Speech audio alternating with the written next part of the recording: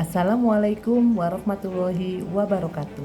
Perkenalkan, nama saya Eviana, saya Bunda Literasi Kecamatan Kandang Haur. Video yang saya buat ini adalah untuk kelengkapan dalam lomba literasi keluarga yang diselenggarakan oleh Dinas Perpustakaan dan Arsip Kabupaten Indramayu. Dalam video saya kali ini, saya akan meresensi sebuah novel yang berjudul Moga Bunda Disayang Allah karya Terelie. Novel ini sendiri diterbitkan oleh Republika pada tahun 2006 dengan memiliki 306 halaman dan sudah dicetak selama 16 kali. Riwayat penerbit Terelie itu sendiri atau Darwis adalah beliau lahir di pedalaman Sumatera pada tanggal 21 Mei 1979. Beliau menikah dengan Rizkah Amalia dan dianugerahi 2 orang anak yang bernama Abdullah Pasai dan Fajia Askia. Beliau terlahir dari petani yang sangat sederhana dengan ketujuh saudaranya.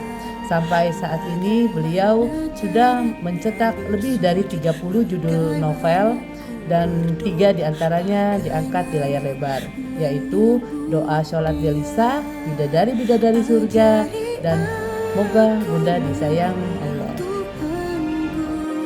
Novel dengan judul Moga Bunda Disayang Allah ini mengisahkan tentang kehidupan seorang anak perempuan bernama Melati. Dan dia mengalami kebutaan dan tuli sehingga pertumbuhannya terhambat, serta hanya ada di dalam rumah saja, diasuh oleh kedua orang tuanya dan beberapa orang pembantu. Melati sendiri sering mengamuk karena frustasi dengan kondisi hidupnya yang tidak normal. Ketika mengamuk, dia akan melempar benda-benda apapun yang di dekatnya sehingga membuat kedua orang tuanya juga merasa frustasi dan hampir putus asa dalam merawat Melati. Berasal dari keluarga kaya raya, ternyata kehidupan keluarga ini juga tidak bahagia. Namun, Bunda Melati tetap berusaha untuk mencari cara agar anaknya bisa hidup lebih tenang dan bisa menerima kenyataan. Dan salah satu hal yang dilakukan oleh bundanya Melati kepada anak satu-satunya atau anak sematawayangnya tersebut adalah mencarikan mentor untuk membuat anaknya itu lebih tenang. Maka terpilihlah seorang lelaki bernama Karang yang memiliki track record yang cukup bagus dalam membantu membina anak-anak. Sang bunda beberapa kali berkirim surat ke Karang, namun tidak pernah ada balasan dari Karang. Usut punya usut, ternyata Karang mengalami trauma yang cukup mendalam setelah kehilangan 18 anak di bawah asuhannya dalam kecelakaan tenggelamnya sebuah kapal. Saat itu, Karang sedang mengajar anak-anak tersebut berlibur. Namun naas, kecelakaan tidak bisa terelakkan.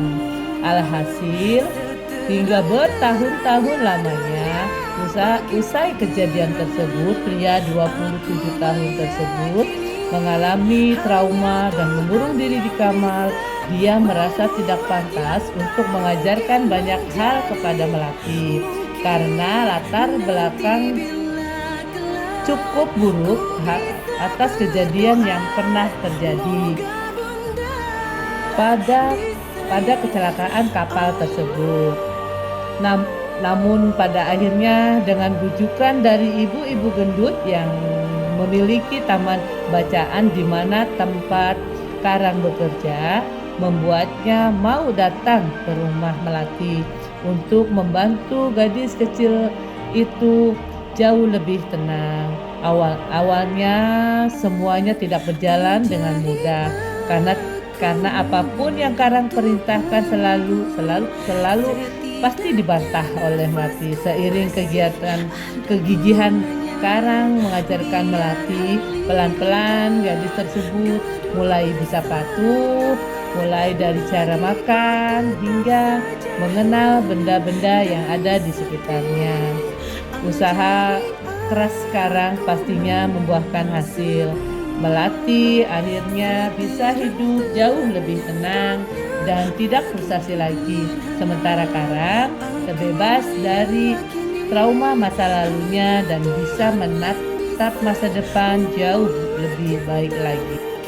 Novel Moga Bunda Disayang Allah adalah novel yang wajib dibaca.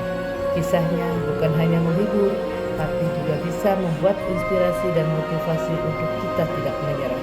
Ini adalah novel yang membuat Anda akan termenung, terenyuh, tersentuh, dan akan lebih bersyukur atas apa karunia yang ada. Demikian resensi novel Moga Bunda Disayang Allah. Billahi taufiq wal hidayah. Wassalamualaikum warahmatullahi wabarakatuh.